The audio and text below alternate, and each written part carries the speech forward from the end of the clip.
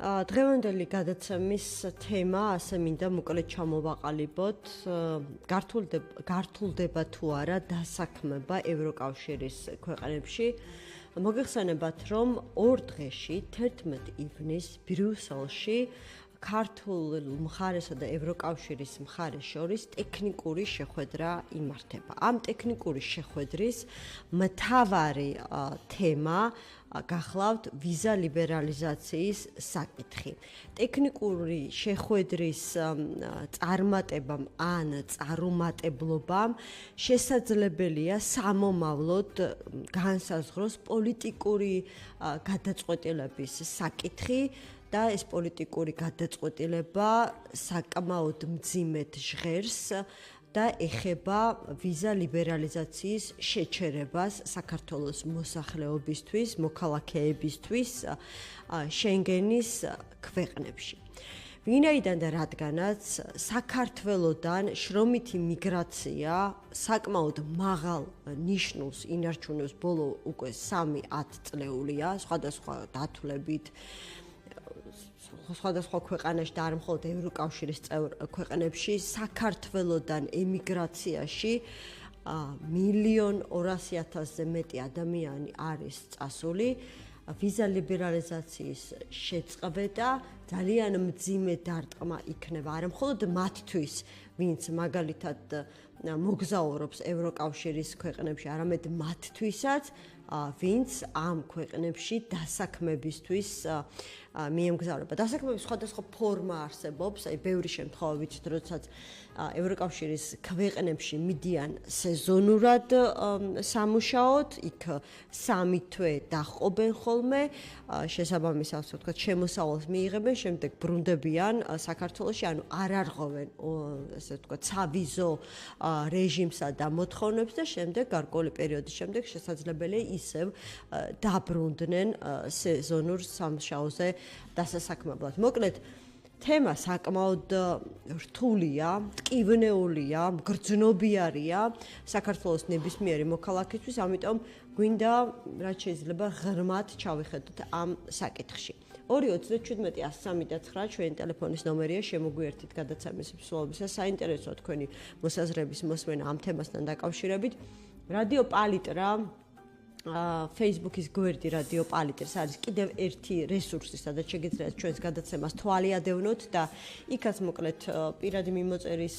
თუ კომენტარების ველი თქვენი პოზიციის დასაფიქსირებლად გამოიყენოთ.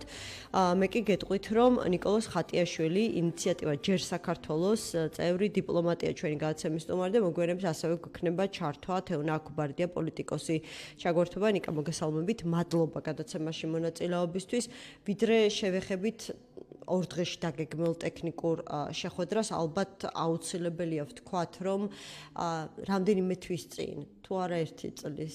შეიძლება 1 წელიწადის არის გასული, პოლონეთმა ძალიან გაართულა საქართველოს მოქალაქეებისთვის შრომითი ვიზების გაცემა. სულ რამდენიმე დღის წინ უნგრეთმა მიიღო გადაწყვეტილება, რომ სომხეთთან და ფილიპინებთან ერთად საქართველოს მოქალაქეებისთვის საერთოდ შეეზღუდა და აეკრძალა სამუშაო ვიზების გაცემა. ანუ კონკრეტულად ამ 2 ქვეყნის მაგალითი უნდა განვიხილოთ როგორც ცალკეული ქვეყნის გადაწყვეტილება, თუ ეს შეიძლება იყოს რაღაცა ტენდენციის მაჩვენებელი. მოგესალმებით, მივესალმებით თქვენს მსმენელს. იცით როგორ არის ზოგადად, როდესაც ქვეყანა იღებს ასეთი ტიპის გადაწყვეტილებას, კერძოდ მიგრაციასთან დაკავშირებით, ეს მეტწილად დამოკიდებულია ხოლმე მათ ინდივიდუალურ, ასე ვთქვათ, მიდგომებზე მიგრანტებთან დაკავშირებით. ხა უნგრეთის მაგალითზე ჩვენ ვნახეთ ჯერ კიდევ ორბანის ხელისუფლებაში ყოფნის დროს, მათ ძალიან აქტიურად ჰქონდათ დაყენებული მიგრანტების საკითხი თავის პოლიტიკურ დღის წესრიგში და ერთ-ერთი მიმართულება, რის გამოც მათ მოსახლეობა მხარს უჭერდა, იყო ეს სწორედ საიმიგრაციო პოლიტიკა. რა თქმა უნდა, ეს მოსაოდნელიც იყო, რომ მადიარიც გააგრძელებდა ამ პოლიტიკას და შესაბამისად იგივე, ასე ვთქვათ, პოლიტიკის განმახორციელებელი გახდა ახალი ხელისუფლება, ასევე ევროკავშირის ფარგლებში აგძე იყო მუშაობა მიგრაციის აგძე და ზოგადად ევროკავშირში ეს მიდგომა მიგრანტებთან დაკავშირებით გამკაცრების ტენდენციას განიცდის. ხო, ეკრება თუ არა ამას გაგრძელება, ამაზე ვისაუბრებთ, მანამდე მსმენელი შემოგვიერთდა, ყურსასმენი უნდა გქონდეთ, მოიმარჯვეთ და შემოვიყვანოთ პირდაპირ ეთერში, მოგესალმებით, გისმენთ, პირდაპირ ეთერში ხართ. მოგესალმებით, გისმენთ ყურადღებით. ალო. დიახ, გისმენთ ყურადღებით, გისმენთ. ხო, ხალბატონო ემა, გამარჯობა. გამარჯობა, რა მოგესალმებით. მაინტერესებს ისი? აი, რამდენია მონაცემები, რამდენი წავიდა და რამდენი დაბრუნდა. კი ბატონო. ხო, დარჩა, ბევრი დარჩა მე მგონი. აბა შეეკითხეთ მაგათ. კი ბატონო, მადლობა მსმენელს 217-103 ჩვენი ტელეფონის ნომერია. გართულდება თუ არა დასაქმება ევროკავშირის ქვეყნებში, ამაზე ვსაუბრობ დღეს გადაცემაში ჩვენ სტუმართან ერთად. რამდენი წავიდა და რამდენი დაბრუნდა? აი, ბოლო მონაცემი მაქვს მე, რომელიც პროდიუსერმა მომაწოდა 2025 წელს 62,073 მოქალაქე დაბრუნდა, რასაც გვეუბნება სტატისტიკა, ხოლო ემიგრაციაში წავიდა 58,789. ანუ შესაბამისად აქ დადებითი სალდო გვაქვს, ხო? მხოლოდ ერთი წლის განმავლობაში. ეს ერთი წელი ასე განვითარდა, მაგრამ მე ესე ციფრებთან დაკავშირებით დადებითს ვერაფერს ვერ ხედავ, მაინც ხა ერთი წელი გასაგებია დადებითი სალდო ქონდა, მაგრამ წინა წლებს რო გადავხედოთ, ხო, ანუ ძალიან დიდი განსხვავება არის. ან დიდ სურათში თუ შევხედავთ, ამას რა ის 1,200,000 ადამიანზე მეტი, რომელიც ბოლოს 3 წლეულის განმავლობაში გავიდა, ნამდვილად არ დაბრუნებულა ჩვენს ქვეყანას. ადამიანი არის გასული ქვეყნიდან ბოლო 10 წელიწადში, თუ არ ვწდები ხე ზეპირად არ მახსოვს ეს სტატისტიკა, მაგრამ ნებისმიერ შემთხვევაში უარყოფითი სალდო გვაქვს. ჩვენ უბრალოდ ეს ერთი წელი გამოვიდა ისე, რომ ვთქვათ ეს სტატისტიკა დადებითად აისახა, თუმცა ბევრი კითხვები არსებობს უშუალოდ ამის დათვლასთან დაკავშირებით, იმიტომ რომ ასევე უნდა გათვალისწინებულ იქნას ის გარემოება, რომ ბევრ ადამიანს მიენიჭა საქართველოს მოქალაქეობა, ის ადამიანების შესულები არიან თუ არა ამ სტატისტიკაში, ხო, ანუ ბუნებრივია ის უცხოელი, ვისაც მიენიჭა ეს საქართველოს მოქალაქეობა, არ იმყოფებოდა საქართველოში, ჩამოვიდა მერე და მიიღო, ხო, ანუ ეს შედის თუ არა და ბევრი ფაქტორი არის და ბევრი ნიუანსი არის, თუმცა ამ პრობლემას, ამ გამოწვევას ჩვენ ვფიქრობ, რომ ფართესურათში უნდა შევხედოთ და არა თქვათ სიმპტომურად ვებრძოლოთ ამ პრობლემას, არამედ თვითონ ასე ვთქვათ, როგორც დავადება ისე უნდა დამასწრდეს და რეალური პრობლემა. თუნდაც აი ამ მონაცემების მიხედვით, ნიკა, ხო, თუ წელიწადში საშუალოდ 60,000 ადამიანი გადის ქვეყნიდან, ეს უკვე ძალიან მძიმე სურათის მაჩვენებელია და გარდა აი ამ ოფიციალური სტატისტიკისა, უბრალოდ ამ ოფიციალური სტატისტიკას ასევე ამყარებს ჩვენი პირადი გამოცდილება და დაკვირვება, ხომ? აი დაფიქრებაც არ გვინდა, იმდენი ოჯახი შეგვიძლია ჩვენს გარშემო გავიხსენოთ, საიდანაც სულ ცოტა ოჯახის ერთი წევრი არის წასული საზღვარგარეთ სამუშაოდ, ისე რომ მუდმივად დაბრუნებაზეც არ ფიქრობს. კი, რა თქმა უნდა, ეხლა სწორედ აღნიშნეთ, მე მგონი გამონაკლისი არ არის თითო ოჯახიდან ალბათ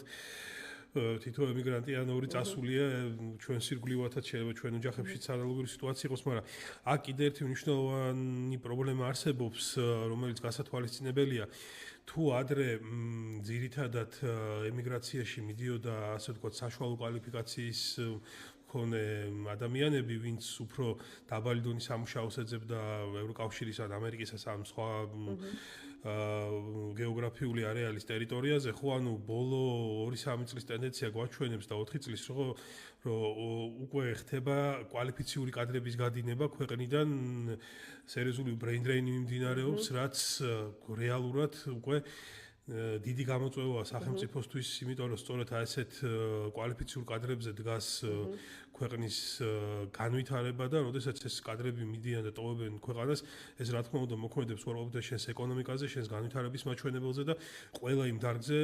რომლებსაც ეს ადამიანები წარმოადგენენ. აქედან გამომდინარე, ძალიან კომპლექსური საკითხი არის, მხოლოდ ციფრები არ არის ამის განსაზღვრელი და ეს არის კომპლექსური პრობლემა და კომპლექსური. ნიკა, ნამდვილად და მინდა რაღაცნაირად კიდევ მსმენელის მიერ დასმულ საკითხს გამოვეხმარო, რომ ნამდვილად ოფიციალური მონაცემები და ციფრები ძალიან საინტერესო, ასე ვთქვათ,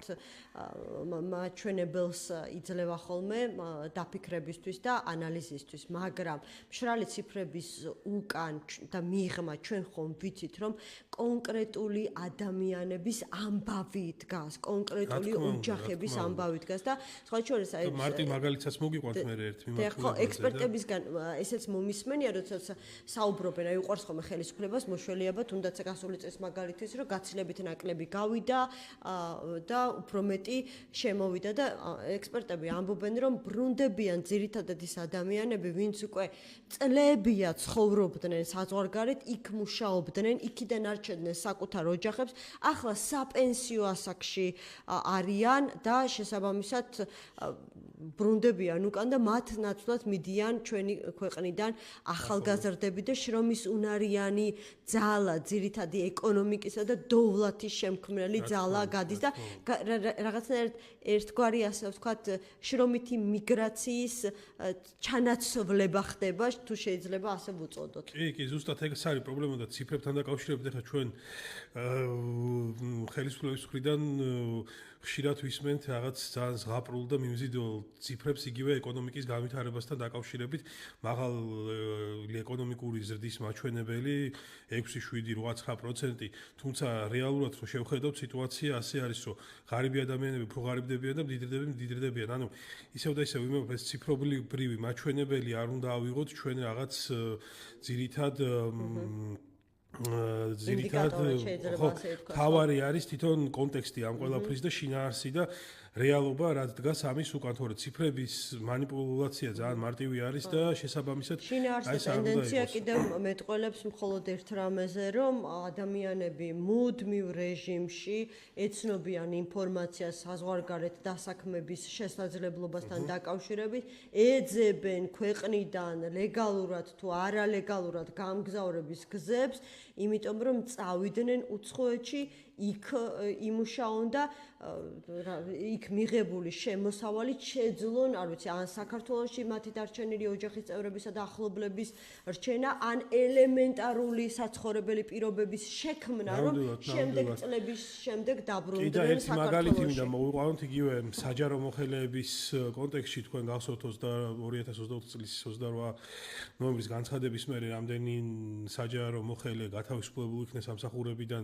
რამდენი წავიდა, ხო, ანუ ძალიან დიდი რეალურად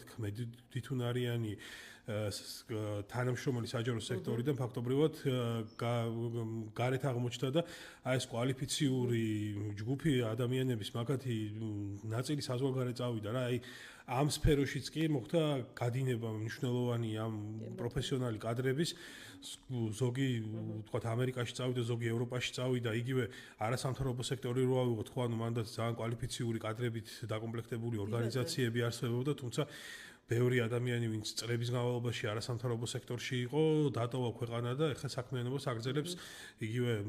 ევროპაში, ზოგი სომხეთშიც წავიდა და ასე შემდეგ, ხო, ანუ აი ეს პრობლემა დგას რეალურად, რომ კვალიფიციური კადრების გადინება დაიწყო და ეს არის უკვე საგანგაშო ტენდენცია, იმიტომ რომ აი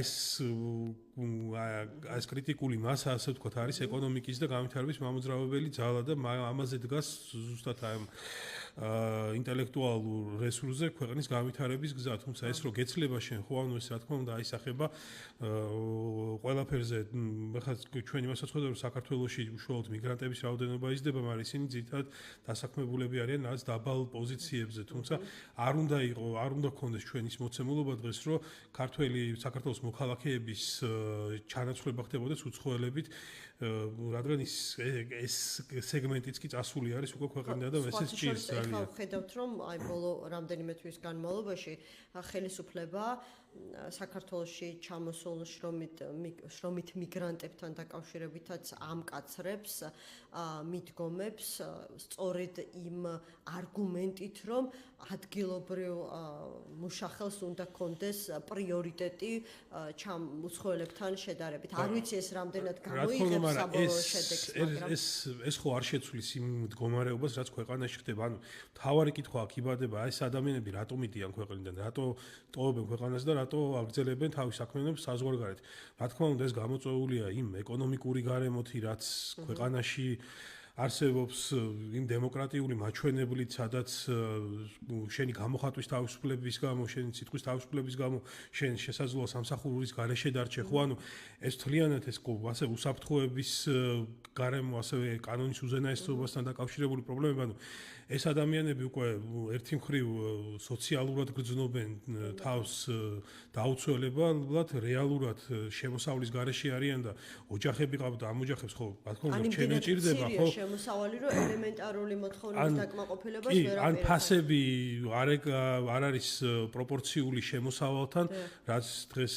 რო შეხედოთ სიტუაციას, კატასტროფულად იზრდება ფასები ყველაფერზე და ეს არსებული ხელფასი და ანაზღაურება არ არის საკმარისი, რომ გაუსწროს ამ ფასების ზრდას და გაუთანაბრდეს და ასევე უსაფრთხოების გარემო, ხო, ანუ როდესაც ქვეყანაში შენ არ გაქვს ფუნქციონალური დემოკრატია და ნებისმიერ დროს შეიძლება რაღაც კონკრეტული პოლიტიკური მიზნის გამო სამიზნე გახდე, ხო? ანუ ესეც გარკვეულწილად გიქმნის იმის განცდას, რომ გადახვიდეს სხვა სახელმწიფოში, სადაც თავს უსაფრთხოდ იგრძნობ, ხო და ეს ყველა საკითხი კომპლექსურად იწვევს ადამიანების გადინებას, მათ შორის აი სწორედ რაც ვახსენე, მაღალი კვალიფიკაციის მქონე ადამიანებს. აქედან გამომდინარე, აი ეს ჩვენ კი არ უნდა რაღაც კონკრეტულად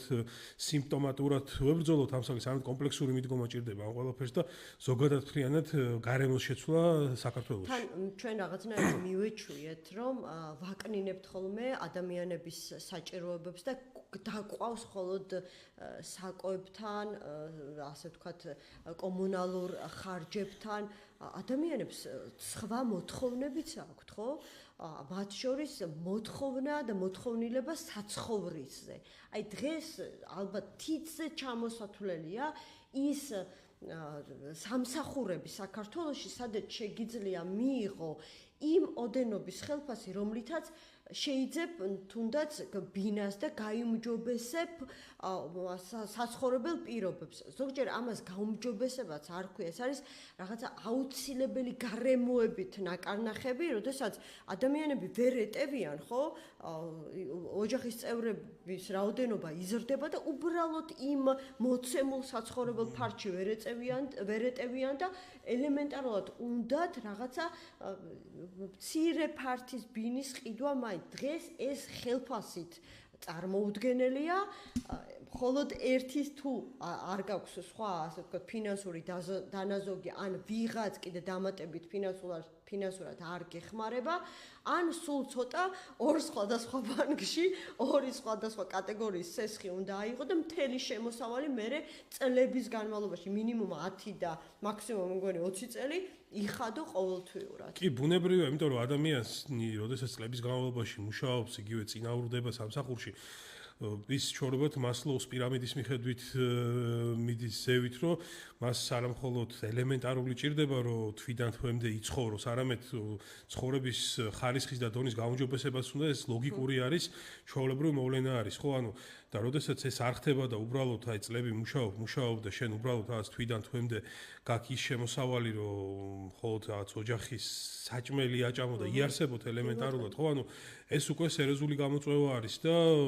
ბევრ ქვეყანაში ხა მაგალითად რო შეადარო ხა სკეპტიკოსები რო ამბობენ ევროკავშირში არ გვინდა, ევროკავშირში არ გვინდა, აბა შეადარეთ მაგალითად აქ რაღაც კონკრეტული პოზიცია და იგივე პოზიცია თუნდაც აღმოსავლეთ ევროპის ქვეყანაში რა განსხვავება იქნება ხელფასებს შორის და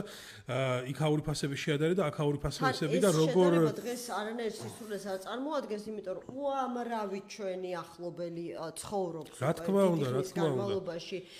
ევროპის ქვეყნებში და ონლაინ რეჟიმში, მათგან აი უახლესი ინფორმაციის მოპოვება არის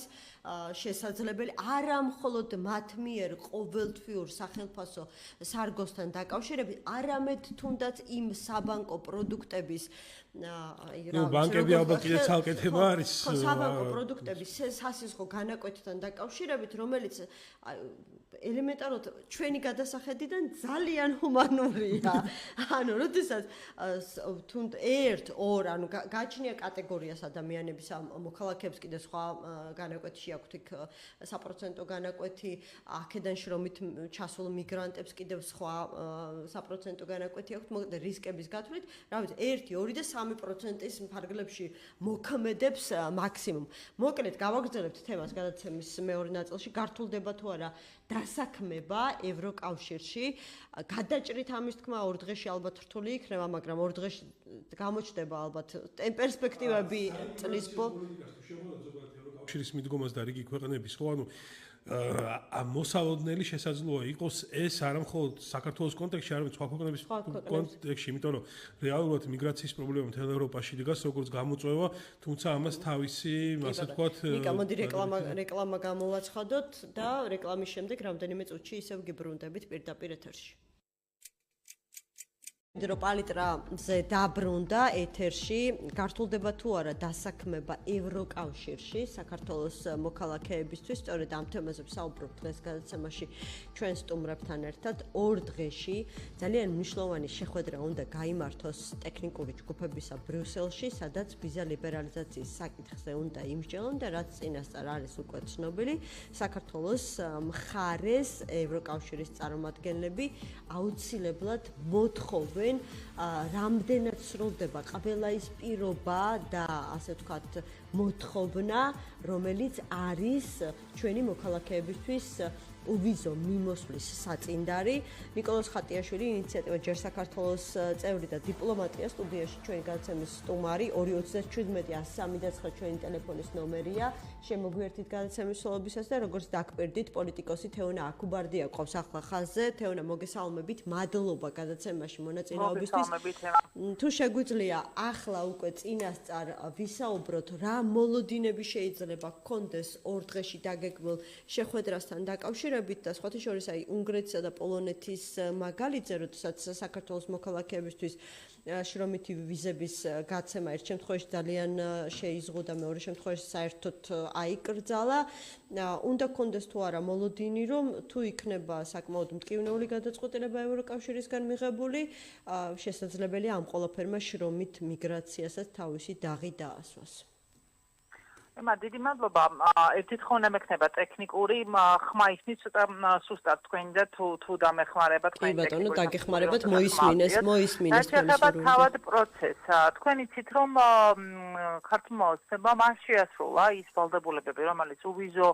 მიმოსვლასთან დაკავშირებით ჰქონდა მას შესასრულებელი. ეს არ არის ახალი ვალდებულება, მას შემდეგ რაც ქვეყანა მიიღო უვიზო მიმოსვლა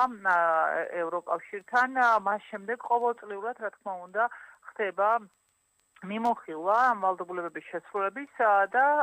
შემდგომ პრობლემა და შეფერხება მას არ აქვს. ასე იყო მათ შორის 2024 წლამდე, როდესაც მიგრაციასთან დაკავშირებით იყო სტატისტიკა მაღალი და თქვენ ალბათ გახსოვთ, მაშინ აეროპორტებშიც კი იდგა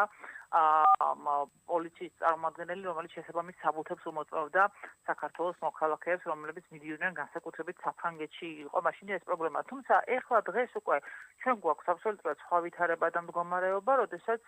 დეკემბრის ანგარიში ევროკომისიამ გამოსცა და იქ კონკრეტულად წერია თუ რა ვალდებულებები არ შეასრულა ქართულმა ოცნებამ ამ უვიზო მიმოსვლის შენარჩუნებისთვის და აქ საუბარია როგორც ფუნდამენტურ უფლებებზე ადამიანის, ასევე საუბარი არის მათ შორის დემოკრატიის უკუსვლაზე და საგარეო პოლიტიკის თანხმედრის ასცენაზე, რაც ვალდებულება არის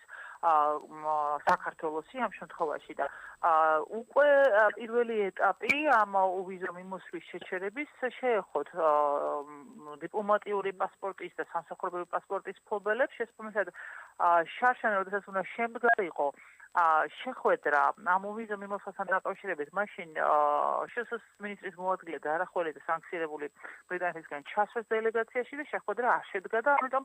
ეხლა რა შეხვედრაც იქნება 11 ივნისს, დიახ, ტექნიკური ხასიათის არის, იქ გაივლიან ყველა იმ ვალდებულებებს, რომელიც შესაძლებელი ქონდა ქართულ ოცნების მთავრობას, შემდგომ საგარეო საქმეთა სამინისტროს წარმომადგენელი იქნება ამ შეხვედრაზე, შესაბამისად იქნება ტექნიკურ დონეზე კომუნიკაცია მასთან დაკავშირებით. დეკემბერში ცნობილია, რომ კიდევ ერთი ანგარიში იქნება ამ ვალდებულებების შესრულებასთან დაკავშირებით ევროკომისიის მხრიდან და შემდგომ უკვე მოხდება გადაწყვეტილების მიღება უვიზო მიმოსვლის შეჩერების ან განხორციელებასთან დაკავშირებით, მაგრამ ყველაზე დრამატული რაც აქ ამ პროცესშია, რაც დიახ ტექნიკურია, თუმცა პოლიტიკური ასე ვთქვათ დარჩული ახლა ყველაზე დრამატული აქ არის ის რომ ქართული ეთნობა თავად მომს რომ არ აპირებს არაფრის შეცვლას იმისთვის რომ მოქალაქეებს შეუნარჩუნდეთ ეს უვიზო მიმოსვლა და ციციშვერს ბრიუსელისკენ და იგონებს ათასგვარ ტყუილს რომ თითქოს ახლა თუ ჩვენ სანქციებს არ დაუწესებთ რუსებს ამაზეა მემული უვიზო მიმოსვლა რაც თვალსახად ტყუილია და არანაირი კავშირი უვიზო მიმოსვლას არ გააჩნია სანქციების დაწესებასთან რაც შალაპაპოშულმა განაცხადა გუშინ თუ არ შედები შესაბამისად ეს კიდევ ერთხელ აჩვენებს იმ ძიმე მდგომარეობაში საქართველოს მოქალაქეები ჩააყენა ქართულ მოწმებამ და პასუხისმგებლობის თავიდან არიდებას და გადაბრალებას რუსეთზე. ამიტომ რა თქმა უნდა უვიზო მიმოსვლის შენარჩუნება არის სასწრაფოდ მნიშვნელოვანი თითოეული მოქალაქისთვის იქნება ეს ოჯახების მონახულება უამრავი ემიგრანტია საქართველოს წასული ევროკავშირის შრომით მიგრაციაზე რა პირდაპირ თუ ირიბი გავლენა შეიძლება კონდეს ამ ყველაფერს ახლა ეთერში საუბრობდით სტუმართან ერთად აი მაგალითად შესაძლებელია რომ ასეთი ევროკავშირის მხრიდან მიღებული ერთობლივი პოლიტიკური გადაწყვეტილების შემდეგ უკვე ცალკეული ქვეყნების ინიციატივები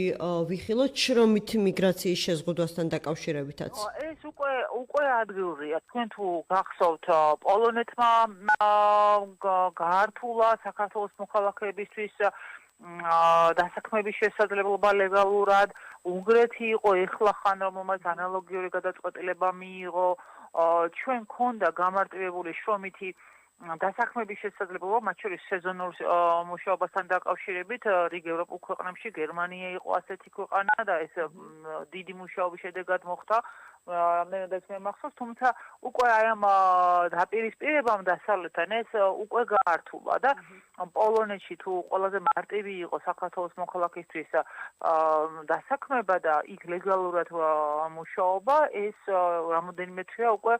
შეიცვალა ისევე როგორც უნგრეთმა ეხლა ხარ მიიღო შესაბამისად რა თქმა უნდა ყველაფერს გაართულებს აქ და ეს კიდევ ერთხელ აჩვენებს იმას თუ როგორ უპირისპირდება ქართული ოცნება საკუთარ მოსახლეობას და იმ საჭიროებებს რომელიც სოციალურ-ეკონომიკური მდგომარეობიდან მოქალაქეებს აქვთ. ყველაზე დიდი შეღავათი იყო ალბათ სეზონური დასაქმება, რომელიც ზაფხულობით მათ შორის სტუდენტებს აძლევდა შესაძლებლობას იმის რომ 3 თვით წასულიყვნენ ემუშავად დააგროვებინათ თანხა სწავლის და შემდგომ ჩამოსულიყვნენ ანუ უამრავი ჩვენი მოქალაქე იყო პოლონეთში იგივე, რასაც ისინი მიდიოდნენ და იქიდან ცდილობდნენ ოჯახების რჩენას. ამიტომ ამ ვითარებამ და დაპირისპირებამ დასავლეთთან უკვე არსებული პრობლემები შექმნა მათ შორის შრომით ბაზარზე, როდესაც მოქალაქეებს ჰქონდათ შესაძლებლობა ევროპაში და ეხლა ეს პრობლემაა. ამიტომ ეს ყველა მიმართულებით გამოწვევა შექმნეს, რა თქმა უნდა, ეკონომიკაზე შესაბამისად აისახება იმ შემთხვევაში, თუ ეს გადაწყვეტილება იქნება მიღებული და მთავარი არის ეხლა ის თუ რამდენად გაიაზრებს ქართული ოცნება რომ საქმე სერიოზულადაა და დიახ აი ამ 11 ივნისის ტექნიკური მოსმენის მთავარი პოლიტიკური მნიშვნელობა აქვს იმას რომ უვიზო მიმოსვლის საფრთხე რეალურია. მადლობა. თუ არ შეასრულებს ქართული ოცნება იმ ვალდებულებებს, რასაც ყოველწლიურად ვასრულებდით 2017 წლიდან მოყოლებული, რა თქმა უნდა, საფრთხე იქნება რეალური და ეს იქნება მხოლოდ ქართული ოცნების პასუხისმგებლობა და არა რუსელი. მადლობა თეონა აქუბარდიას უსმენდით თქვენ პოლიტიკოს 237-103-9 ჩვენი ტელეფონის ნომერია ნიკოლოზ ხატიაშვილია ჩვენთან ერთად სტუდიაში სხვა შორის ვეძებდი ახლა უფრო ზუსტ მონაცემებს ფულადი გზავნილებისა საქართველოში რამდენადაც მახსოვს ამერიკის შეერთებული შტატები უნდა იყოს პირველ ადგილზე, მაგრამ ევროპის ქვეყნები ბოლო ადგილს ნამდვილად არ თამაშობს ფულად გზავნილებში და ჩვენ ვიცით რამდენად დიდ, ასე ვთქვათ, სამსახურს უწევს ხო ადგილობრივ ეკონომიკას ფულადი გზავნილები, რომელიც ძირითადად სწორედ არის უცხოეთში შრომით მიგრაციაში მყოფი ადამიანების მიერ მიღებული შემოსავლები, რომელსაც აგზავნიან ხოლმე საქართველოში. მოკლედ აქედან მიჭირს ძალიან სერჩი, მაგრამ ყოველწლიურად ეს მილიარდობით ვალუტა არის ნამდვილად ეს ამის თქვა კი ნამდვილად შემიძლია. რაც შეეხება თანხები ახსენეთ, კი დიდი რაოდენობით თანხები შემოდის, მაგრამ ესეც არ არის სწორე ეკონომიკისთვის, იმიტომ რომ ჩვენ პირველ რიგში უნდა შევგვიყვეთ ისეთი ეკონომიკური გარემო და ისეთი სიტუაცია ქვეყანაში, რომ აღარ იყოს იმის საჭიროება ამ ადამიანებმა დატოვონ ქვეყანა, იმუშაონ საზღვარგარეთ, პირიქით ეს ადამიანები უნდა იყვნენ ადგილზე, შეეხიდონ ჩვენი ეკონომიკის განვითარებას და მუშაობას და ის თანხები უკვე ადგილზე გამოიმუშავონ და არა თქვათ მოუწევდეთ იტალია იქნება თუ საბერძნეთი თუ სხვა ქვეყანა, იქ რაღაც ძიმე სამუშაოზე მუშაობა და იმ ფულის აქ გამოგზავნონ. აქედან გამომდინარე პირველ რიგში უნდა ქვეყნის შიგნით ვიზრუნოთ პრობლემების გადაჭრაზე, უნდა ჩამოვყოლოთ ისეთი თვითკმარი პოლიტიკა, რომ აღარ დაჭირდეთ ამ ადამიანებს წასვლა საზღვარგარეთ შრომა და ას თანხების გამომუშავება და აქ უკან გამოგზავნონ, როცა ამის გაკეთება შესაძლებელი იქნება ადგილზე. სწორედ ეს არის მთავარი პრობლემა და ეს არის გადასაჭრელი და ჩვენ გუნდსაც ძალიან მნიშვნელოვანი შეხვედრა ჰქონდა ალბათ იცით წინა კვირას და წარმოგვიდგენთ ჩვენ ეკონომიკური გეგმა და მათ შორის ერთ-ერთი მნიშვნელოვანი კომპონენტი ეხებოდა ამ საკითხს. ხო, ეს შესწორება მინდა შევიტანო. ამერიკა არ არის, იტალია არის პირველ ადგილზე ფულადი გზავნილებით, შემდეგ არის ამერიკის შეერთებული შტატები, შემდეგ არის რუსეთი, ისრაელი, გერმანია, საბერძნეთი, თურქეთი, ესპანეთი და მოკლედ ასე შემდეგ. მოდი აუცილებლად ასე ვთქვათ შევეხოთ ზოგადად სოფლიოში არსებულ ტენდენციას უკანონო მიგრაციასთან დაკავშირებით და ამ კონტექსტში როგორ შეიძლება განიხილებოდეს აი საქართველოს საკითხი, იმიტომ რომ ექნება თუ არა პოლონეთის და უნგრეთის მიერ მიღებულ გადაწყვეტილებებს გაგრძელება, სადაც შესაძლებელია საქართველოს მოიაზრებოდეს. ეხლა სოფლიოს სხვა ქვეყნები ახსენეთ, ეხლა ამერიკაში ჩვენ ხედავთ რა სიტუაცია არის მიგრანტებთან დაკავშირებით. ძალიან გამკაცრდა მიგრანტების მიმართ პოლიტიკა ტრამპის ადმინისტრაციის პირობებში და ეს ტენდენცია გრძელდება და სავარაუდოდ თუ ეს პოლიტიკა გაგრძელდა ადმინისტრაციის მიმართ, ქართველების რაოდენობაც გაიზრდება, ვინც ასე ვთქვათ, ეგრეთ წოდებული ISIS სამიზნე გახდება და უკვე ჩვენ ვიცით რამდენიმე პრეცედენტი, როგორც მახსოვს, როდესაც ქართველები აიყვანეს მიგრაციის სამსახურმა და აქედან გამომდინარე ეს გამკაცრება ამერიკაშიც როგორც ევროპაში მიმდინარეობს და რა თქმა უნდა ქართველებისთვის ძალიან ცუდია ეს, იმიტომ რომ დიდი ნაწილი ქართველი ემიგრანტების არის იმყოფება არალეგალურად ქვეყნებში, ისინი თან იმ პირობებში, როდესაც ქართულ და სამუშაო ვიზის მიღება, იგივე ამერიკის კონტექსტში ცხოვრების უფლების მიღება, ეს ერთობლიობაში რა თქმა უნდა დააწყვება ამ ადამიანებს, ვინც შრომობს, ვინც აქ გზავნის თანხებს და მათი უკან გამოშვება თავის სამშობლოში გარკვეულ ეკონომიკურ პრობლემებთან იქნება დაკავშირებული და შესაბამისად, რა თქმა უნდა, ეს არის გამოწვევა და ბატონო, ამერიკის დამოკიდებულება ნამდვილად აი სწორად აღნიშნეთ ცალკე, ასე ვთქვათ, ხაზგასმას საჭიროებს, იმიტომ რომ ძალიან ბევრი ჩვენი თანამოქალაქე არის ამერიკაში სამუშაოდ წასული, ძალიან რთული გზა აქვთ გავლილი, აღარაფერს ვამბობ იმ კოლოსალურ დანახარჯებზე, ზოგმა ვიცით რომ სახლები გაყიდეს, ოღონდ კი ხო მექსიკიდან გადასულიყვნენ საკუთარი რაღაცა სიცოცხლის რისკის ფასად და სულ ცოტა ერთთვიანი, ასე ვთქვათ, პატიმრობის საფასურად და ახლა შესაძლებელია მათ იქიდან ექსტრადირება, ქვია ამას დეპორტირება, ბოდიში ექსტრადირება, პატიმრების შემთხვევაში დეპორტაცია ემუქრებოდეთ. ხო, ანუ ესეც ცალკე აღნიშნის, მაგრამ ეს ყველაფერი ალბათ დიდწილად დამოკიდებულია იმ ურთიერთობებზე, რომელიც, რა ვიცი, ვერ ვიტყვი ჩამოყალიბების პროცესშია თქო ამერიკასა და საქართველოს შორის, მაგრამ ნუ რაღაცა, არ ვიცი, იმედის მარცვალი მაინც გაჩნდა. ვიცით რა არის, ახლა რაღაც რამდენიმე კვირის თუ თვის წინანდელი გადაწყვეტილება გავიხსენოთ ამერიკის მხრიდან, როდესაც საქართველოს, კონკრეტულად საქართველოს კონტექსტში და რამდენიმე ქვეყნის კონტექსტში გაამკაცრეს სავიზო ვიზის მიღების პროცედურები, კოლოსალური თანხა დააწესეს გირაოს სახით და ვიზის ხანგრძლივობაც მნიშვნელოვნად შეამცირეს და ეხლა ჩვენ თუ საუბრობთ ურთიერთობების გადატვირთვაზე, მაშინ ეს პირიქით ამ ხრივ გამკაცრება მოყვა ამ ყველაფერს და აქედან გამომდინარე ეს გამოწვეულია კი ურთიერთობების დაძაბულობითაც, მაგრამ მიგრანტების რაოდენობისაც, რაც მზარდია ამერიკის მიმართულებით საქართველოს მხრიდან. აქედან გამომდინარე ეს კომპლექსურად ორივე საკითხი აისახა ამაზე და ფაქტობრივად თითოეულ ქართველს გაურთულა პროცედურა, რომ ამერიკაში წავიდეს, აიღოს ვიზა და ასე შემდეგ. ისე ალბათ ეკონომისტების ცალკე კვლევის საგანი უნდა გახდეს თუ მაგალითად მოხდა ისე რომ დავდექით აი ამ მოცემულობის წინაშე, როდესაც საკმაოდ დიდი იქნება მიგრაციული ტალღა საქართველოში უკან დაბრუნებული შრომითი მიგრანტების ეს ყველაფერი როგორ აისახება ადგილობრივ ბაზარზე და რაში შეიძლება გამოვლინდეს ესეც ძლიერ სახელმწიფოში ასეთ სიტუაციებში იქნებოდა შემუშავებული შესაბამისი პროექტები, ასე ვთქვათ, დაბრუნებული ჩვენი მოქალაქეების რეინტეგრაციის პროექტები, რომლებიც უზრუნველყოფდნენ მათ ჩართულობას ეკონომიკაში და მათ მიერ, ასე ვთქვათ, თანხების გენერირების პროცესის დაწყებას, მაგრამ დღევანდელ სიტუაციაში, მაშინ, როდესაც ასეთი მძიმე ვითარებაა ქვეყანაში, რამდენად იქნება შესაძლებელი, შესაძლოა ადამიანები პირიქით დამატებითი წნეხი აღმოჩნდეს ქართული ეკონომიკისთვის, მაშინ, როდესაც სხვა ქვეყნებში ამ ასეთ ადამიანებს პირიქით გამოიყენებდნენ ეკონომიკის გასაძლიერებლად, ხო, ანუ ზოგადად ქვეყნის განვითარების დონე ამის ერთ-ერთი ინდიკატორია ხოლმე და ჩვენ შემთხვევაში ალბათ უფრო ეს იქნება ეკონომიკური წნეხი. კი ბატონო, მე არ ვიცი, არ მაქვს ეს მონაცემი უნგრეთში რამდენი არის, ასე ვთქვათ, საქართველოსდან წასული დასაქმებული მათ შორის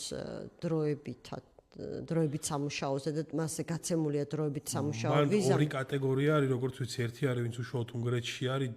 დასაქმებული და მეორე, ვინც უნგრეთის, ასე ვთქვათ, საშუალებით უკვე სხვა ქვეყანაში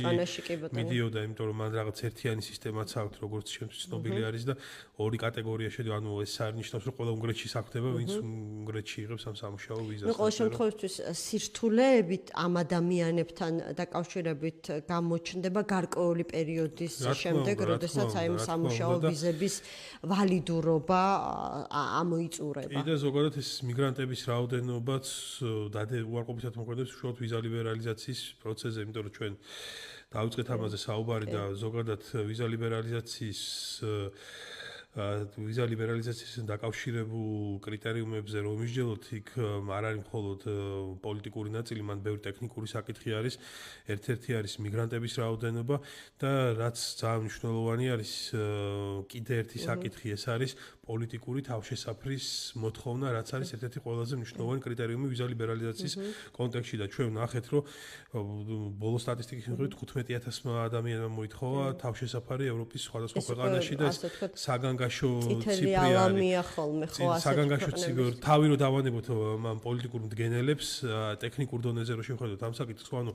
ეს თავშესაფარების მოთხოვნაც ამ რაოდენობის ზრდა უკვე ნეგატიურად მოქმედებს ვიზა ლიბერალიზაციის პროცესზე. და რა თქმა უნდა, ნუ ეს დემოკრატიული ჩარჩო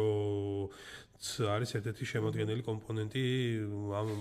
ამ ვთქვათ ერთობლივ. ნიკა, რადგან 2 წუთი გრჩება, ეს თემა პირდაპირ ჩვენ დღევანდელი გადაცემის სასაუბრო თემას არ ეხება, მაგრამ ირიბად ყველაფერს შეიძლება კონდეს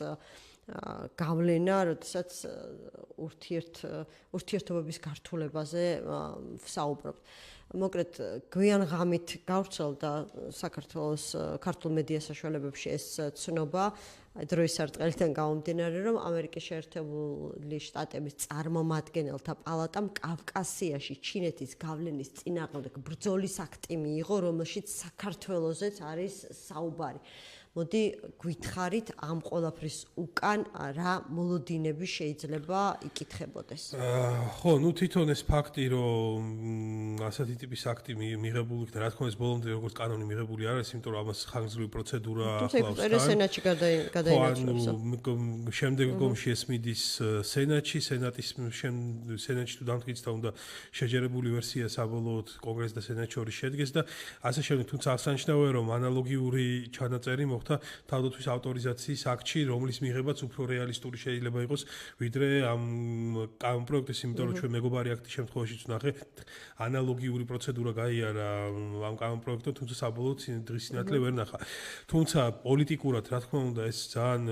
საყურადღებო ფაქტი არის, თან იმ პირობებში და იმის ფართო სურათში, რაც ჩვენ ბოლო ერთი თვის მანძილზე ვნახეთ, ეს იყო სახელმწიფო დეპარტამენტის დელეგაციების ვიზიტი უკვე რუბიოს მხრიდან კონკრეტული განცხადება საქართველოს დაკავშირებით და შესაბამისად უკვე საკანონმდებლო ორგანოშიც ხა ამერიკის ხელისუფლება შედგება როგორც სახელმწიფო დეპარტამენტი და თეთრი სახლის ადმინისტრაციის, თუმცა არ უნდა დაგვაუწყდეს საკანონმდებლო ჩარჩო, ხო? ანუ ჩვენ ვხედავთ, რომ გარკვეული მესიჯები წამოვიდა ამასრულებელი ხელისუფლებიდან, რაც რისი მოლოდინიც დიდი ხნის განმავლობაში არსებობდა უშუალოდ საქართველოს მიმართ კონკრეტული პოლიტიკის ჩამოყალიბების, თუმცა ამას უკვე ეს საკანონმდებლო გარემოც ემატება, აქაც კრიტიკული შეფასები და ერთობლიობაში უკვე რაღაც სურათი ჩნდება იმასთან დაკავშირებით, თუ რეალურად რა პოზიცია გააჩნია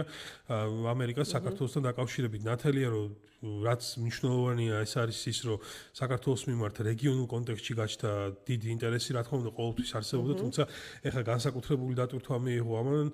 იმ პირობებში, როდესაც უკვე შეთანხმებულია ინვესტიციები, როგორც სომხეთში, ასევე აზერბაიჯანში სტრატეგიულ პროექტებში და ამ ერთიანი სურათის და ერთიანი სტაბილურობის და უსაფრთხოების ჭრილში საქართველოს, ასე ვთქვათ, ამ ფაზლის განუყოფელი ნაწილია და რა თქმა უნდა საქართველოს მიმართაც არსებობს ინტერესი. აქედან გამომდინარე ის პოლიტიკური გზავნილებით, რომელიც ისმის ქართული ოცნების მიმართ ასახავს ხო ამერიკის პოზიციას შეშფოთებას რიგ საკითხებთან დაკავშირებით. აქედან გამომდინარე ვფიქრობ, რომ შესაძლოა უახლოეს მომავალში ჩვენ ვიხილოთ უფრო ხისტი განცხადებები ამერიკის შეერთებული შტატებისგან, თუმცა ყველაფერი მაინც დამოკიდებული იქნება ქართული ოცნების გადაწყვეტილებებზე, რამდენად ასე ვთქვათ, ისინი მზად არიან, რომ გადადგან კონკრეტული ნაბიჯები, რომ ეს ურთიერთობები ადგენს და ამ ურთიერთობებს კონკრეტული შედეგები მოყვეს,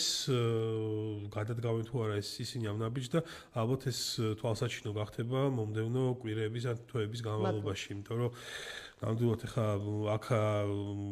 გარკვეული დილემის წინაშე შეიძლება იყოს ქართული ოცნება პირველ რიგში იმ კონტექსტში, რომ ეროვნული ინტერესების კუთხით მნიშვნელოვანია ჩვენთვის ამერიკასთან ურთიერთობების გადატვირთვა, ასევე პარტიული კუთხით, სუფთა პოლიტიკური კუთხით ქართული ოცნებისთვის კრიტიკულად მნიშვნელოვანი ამერიკასთან ურთიერთობების გადატვირთვა და